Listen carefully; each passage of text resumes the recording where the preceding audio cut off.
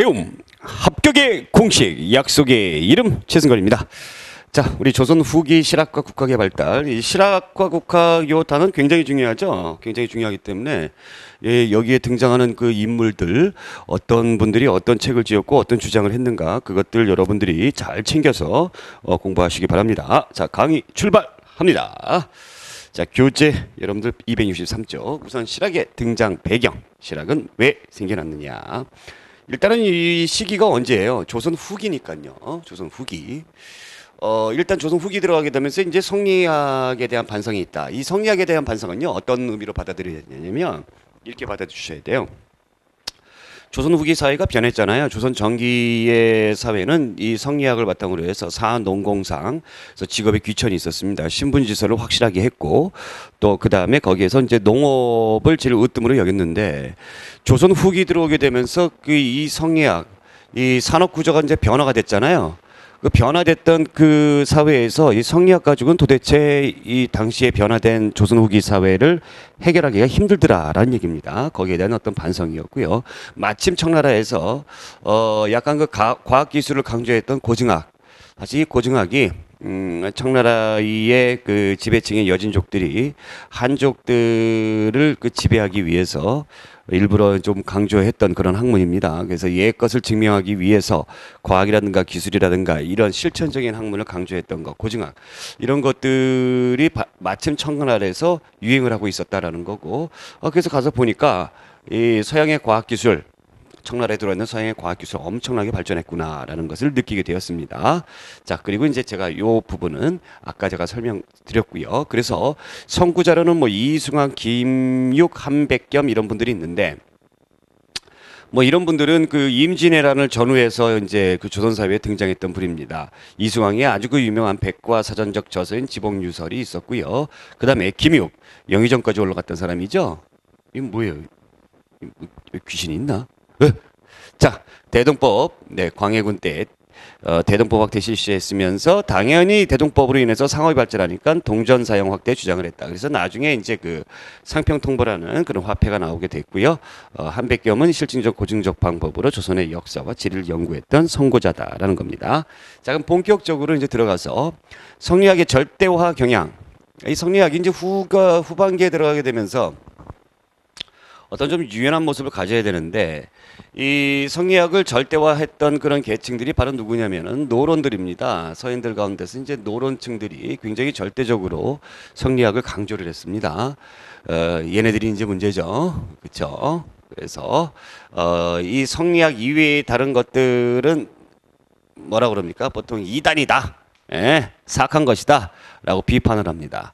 그래서 유교 경전에 대해서 독자적으로 해석을 했던 윤휴 같은 경우, 또 그 다음에 양명학, 그 다음에 노정사상 이런 것들, 박세당이 이런 거 주장했는데 이런 것들을 이제 공격을 하죠. 사문난적이다, 사악한 글이다, 그 어지럽게 하는 그런 사악한 글이다라고 공격을 합니다. 자, 어찌됐든 간에 이거는 이제 얘네들의 주장이고요. 노론들의 주장이고요. 정권 유지를 위해서 자기네들이 아는 건 이거밖에 없기 때문에 게으른 놈들이죠. 네, 게으른 놈들입니다. 양명학을 수용합니다. 양명학이라는 건 이제 명나라 때 왕 양명이 성리학의 지식적인 기반에 플러스 뭐 실천적인 어떤 노력이 필요하다라고, 그래서 지행합일이죠. 지행합일 여기 나와 있습니다. 그래서 지행합의를 주장했던 것인데 이것이 이제 우리나라에 들어오게 됩니다. 근데 이제 사실 그 이황 선생님 같은 경우는 그 당시 그 16세기에도 양명학이 들어왔었는데 명나라 때 있었던 거니까요. 이 양명학 그 비판했었어요. 이황 선생님이. 근데 이제 18세기에 들어오게 되면서 정제두라는 사람에 의해서 양명학이 엄청나게 이제 그 뭐예요? 그 이제 유행을 하게 되는데, 유행했다고 해봐야 노론들은 아니고 이런 사람들에 의해서. 그래서 이 사람이 이제 강화도에 가가지고 열심히 연구를 하거든요.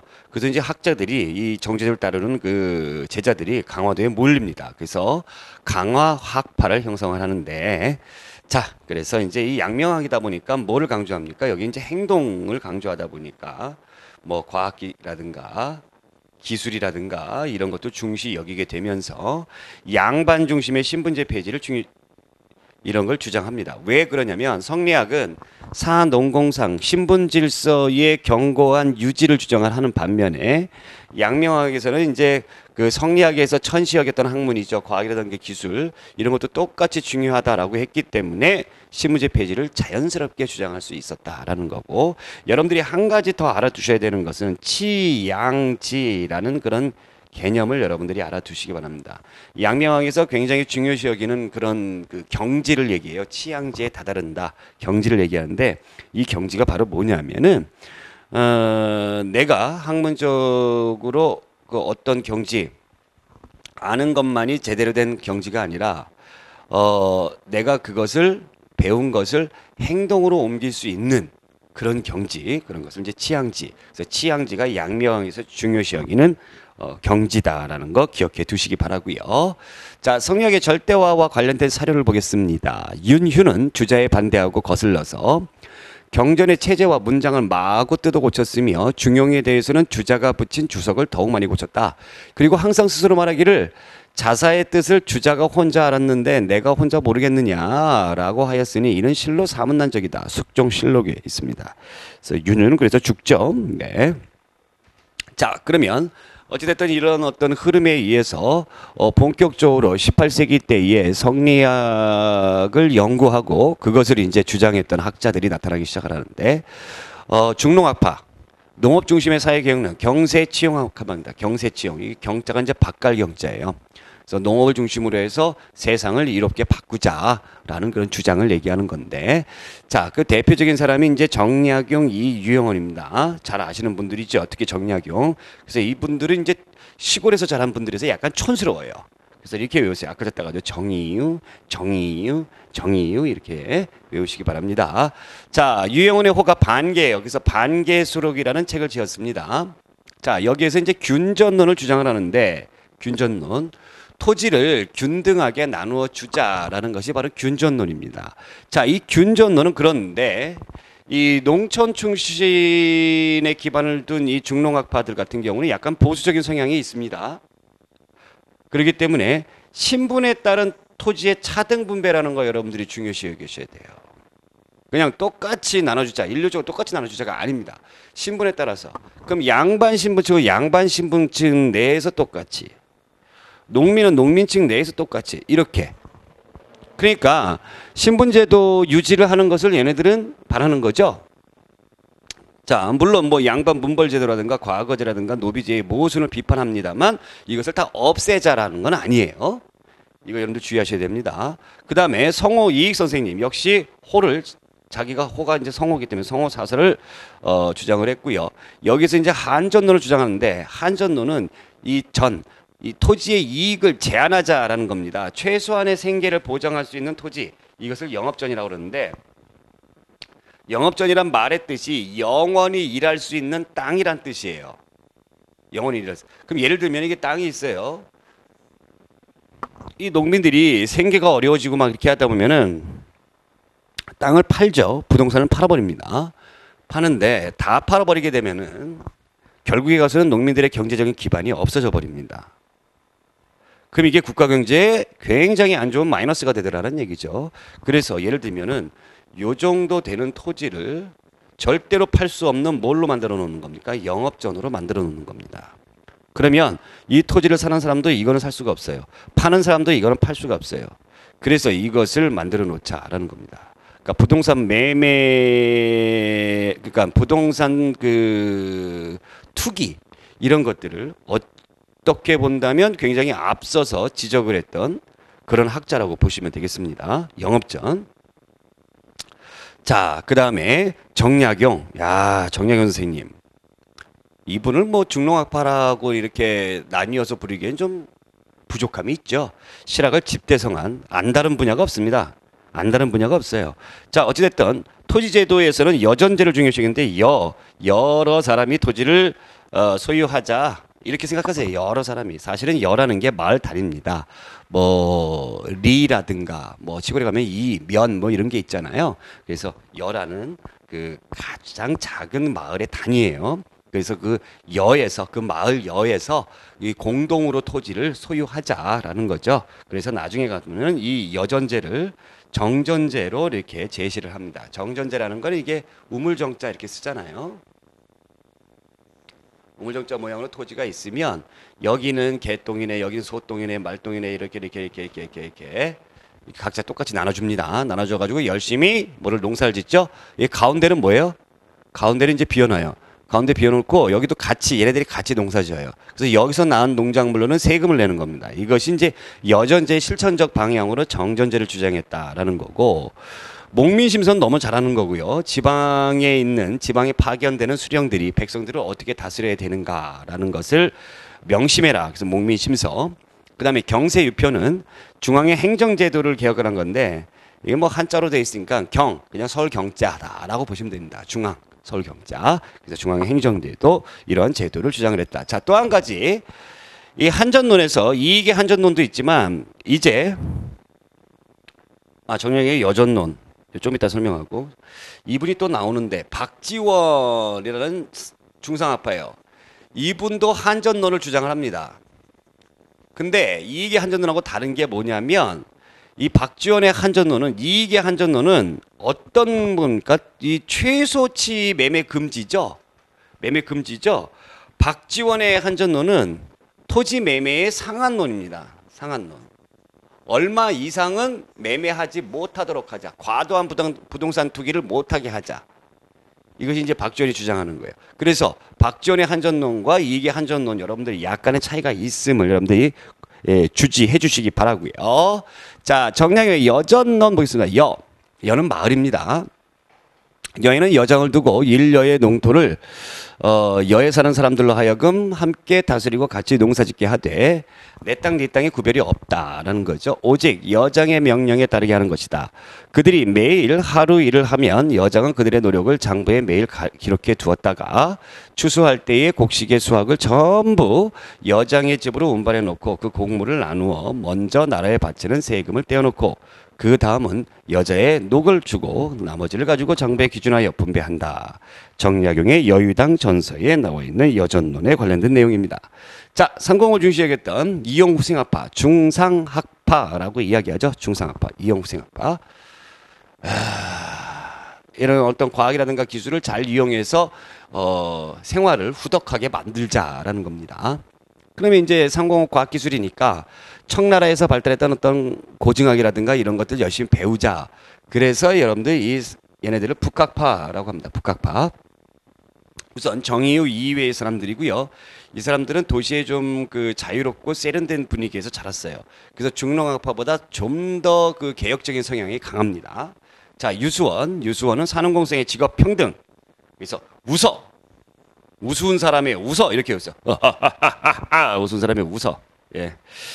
당시 사회의 어떤 그 부조리 또 이 풍자 이런 것들, 우스운 일들 이런 것들을 이 책에서 비판하고 개혁안을 제시했던 그런 내용이고요.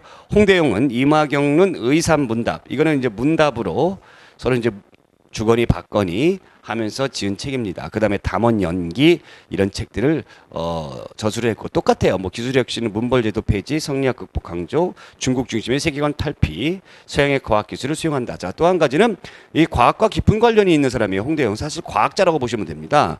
그래서 지전론을 주장합니다. 이 서양의 과학기술의 영향을 받아가지고 지구가 이 태양 주변을 돈다. 그래서 지전론을 주장을 합니다. 자, 그 다음에 박지원, 양반사의 풍자를 했죠. 그래서 양반전이라는 책을 지었고요. 그 다음에 그 유명한 허생전이라는 책도 지었습니다. 그리고 술의 선박, 화폐 이용을 주장했던 아주 유명한 학자고요.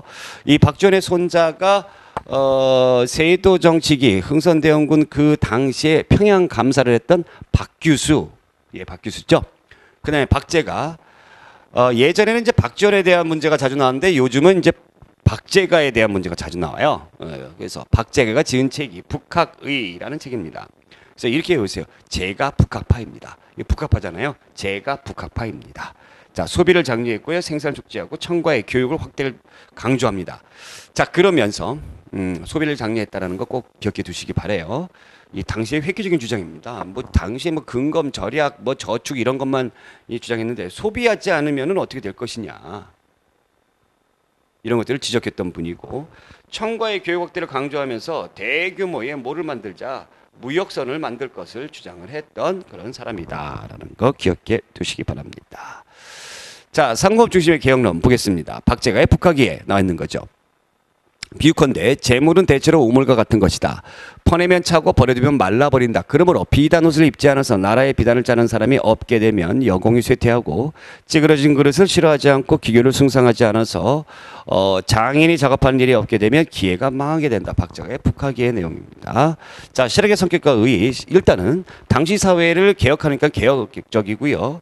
그 다음에 실증적, 실용적 성격이다라는 겁니다. 자, 의의는 한번 읽어보시면 되겠고, 나중에 이 실학자들의 사상이 19세기 후반의 개화사상가들에게 큰 영향을 주었습니다. 그러나 이 한계는 실학자들 대부분이 정권에서 소외된 남인 출신의 학자거나 소론들입니다. 그러다 보니까 국가정책에 반영되지 못했다라는 그런 한계를 가지고 있다라는 거죠. 자, 그러면 이제 국학의 발달에 대해서 볼게요. 이 당시에 이 우리나라의 어떤 전통적인 학문인, 그러니까 우리의 고유의 것이죠. 뭐 국어라든가 우리 고유의 지리라든가 또 우리 고유의 역사라든가 이런 것들을 강조했던 국학이 조선 후기 때에 나왔는데, 왜 그러냐면 바로 청나라들 때문에 그래요. 이 청나라가 중국 대륙을 정복을 했고, 그 전에 이제 어떻게 했습니까? 우리나라를 쳐들어와서 우리나라를 지배를 했죠. 얘네들은 여진족입니다. 중국이 한족이 아니에요. 그러다 보니까 굉장히 또 뭐 인조가 굴욕적인 강화를 했죠. 삼전도에서. 자존심이 엄청 상하는 겁니다. 우리나라 사람들이. 그래서 이 힘으로는 안 되니까 자꾸 이제 얘네들한테, 청나라 애들한테 뭘로 좀 우월의식을 가지려고 노력을 많이 하죠. 그 문화적인 걸로 우월의식을 가지려고 많이 노력을 합니다. 우리나라 사람들이. 자, 그러다 보면서 우리 고유의 것을 강조했던 민족적 자부심을 높이기 위해서 우리 고유의 것을 강조하는 국학이 발달하게 되었다라는 거죠. 그래서 중국 중심의 세계관 비판하고요. 우리 전통 문화에 대한 자부심을 가지고 있었다. 왜 이런 말이 나왔는지 아시겠죠? 아이고 많아라. 자, 우선 역사 보겠습니다. 안정복의 동사 강목. 그 강목으로 정복했다. 강목으로 정복했다. 이 동사 강목은 강목체라고 하는데, 강은 뭐냐면요, 큰 주제의 제목이에요. 목은 작은 어떤 세부적인 주제. 그러니까 소제목, 강은 큰 제목. 그래서 제목에 따라 가지고 이렇게 역사를 서술했던 것을 얘기하는 건데, 여기 보시면 중국 중심의 역사관에서 벗어나 우리 역사의 정통성과 독자성을 강조했다. 이 동사 강목에서 아주 획기적으로 단군을 우리의 정통으로 여겼습니다. 이거 여러분들 꼭 알아두셔야 돼요. 그러니까 당시의 성리학자들은 얘네들이 소중화의식에 빠져 있었죠. 그래서 단군을 우리의 조상으로 인정하지 않고 기자를 우리의 조상으로 인정을 했었잖아요. 안정복의 동사강목에서 단군을 우리의 조상으로 딱 인정했다. 여기에 물론 기자, 단군, 기자 정통으로 봅니다. 정통으로 보는데, 또 한 가지 이 삼국시대는 또 정통으로 보지 않아요. 삼국시대는. 예. 그래서 요거 꼭 알아두시기 바라고, 그 다음에 한치훈의 해동 역사, 그 다음에 유득공의 발해고, 이 발해를 우리 역사로 편입시키는데 굉장히 큰 공을 세웠어요. 그래서 유득공, 끝이 공이잖아요. 그래서 발해공 이렇게 하세요. 자, 발해를 우리의 역사로 인식을 했고요. 남북궁이라는 용어를 처음으로 사용했습니다. 대단히 획기적인 것이죠. 그러니까 남쪽에는 신라가 있고 북쪽에는 발해가 있는데 왜 이 시대를 통일신라 시대 이렇게 얘기하느냐. 남북국 시대라고 해야 된다. 자, 이긍익의 연려실 기술. 이 당시에 조선의 어떤 정치 문화 이런 것들을 총 정리했는데요. 그래서 우리가 가끔씩 옛날 조선 시대의 민중들의 이야기, 또 어떤 사건 이런 것들을 드라마 해가지고 나오는 그런 TV 이런 거 보게 되면은, 출전을 보게 되면은 연려실 기술에서 많이 따옵니다. 그래서 연려실 기술의 이 역사 기술 방식은 기사 본말체다라는 거 꼭 알아두시기 바랍니다. 자, 그 다음에 김정희의 금석과 안록. 금성문이죠. 금성문이 뭐예요? 이 비석에 써져 있는 글씨를 우리가 금성문이라고 그러죠. 그래서 김정희, 추사 김성이잖아요. 글씨 아주 능통한 사람입니다. 북한산 비가 신라 진흥왕 순수비임을 밝혀냈던 것이고요. 자, 지리로 가겠습니다. 이중왕의 택리지. 택리지가 중하다 이렇게 생각해요. 택리지가 중하다. 택리지가 무슨 책이니? 그러면 지리, 책 거꾸로 하니까 굉장히 중요한 책입니다. 자연환경과 경제생활, 풍속 등을 자세히 소개했는데 종합지리서인데 이 택리지에서 여러분들이 주목하셔야 되는 거는 어떤 부분이냐면 바로 이겁니다. 인간 생활을 자연 환경에 뭘로 바꾼 겁니까? 뭘로 해석한 거예요? 인과관계로 해석한 거예요. 자연 환경이 어땠을 경우에 이 동네에서는 이런 자연 환경과 관련된 모습이 나타나고 저 동네에서는 자연 환경이 이래서 이런 모습이 나타나고 그래서 인과관계로 풀어갔던 이 지리서가 바로 택리지다. 자, 정상기의 동국지도는 백리 단위의 축척의 개념을 적용했다. 자, 정상기의 동국지도 최초의 축척이에요. 이거 알아주세요. 최초의 축척이에요. 최초로 축척의 개념을 이용해서 지도를 만들었던 것이고요. 자, 신경줄의 산경표, 산의 경계를 만들어 놓은 거죠. 그래서 전통적인 산맥 분류 체계로 정리했습니다. 그러니까 백두대간과 관련된 것이다 라고 보시면 되겠습니다. 자, 김종호의 대동여지도 산맥 하천 교통을 표시했는데 도로의 심리마다 점을 찍어서 역시 축척을 이용했죠. 그래서 이걸 굉장히 커요.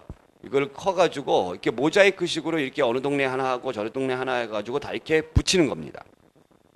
책으로 이렇게 접어가지고 이렇게 해가지고 들고 다닐 수도 있고요. 김종호의 대동여지도. 자, 국어에서는 여기에도 신경준 나오지만 여기도 신경준 나오죠. 사실 국어학자로 더 유명합니다. 신경준. 훈민정음 운해. 훈민정음에 대해서 굉장히 신경 쓰신 분이죠. 훈민정음 운해예요.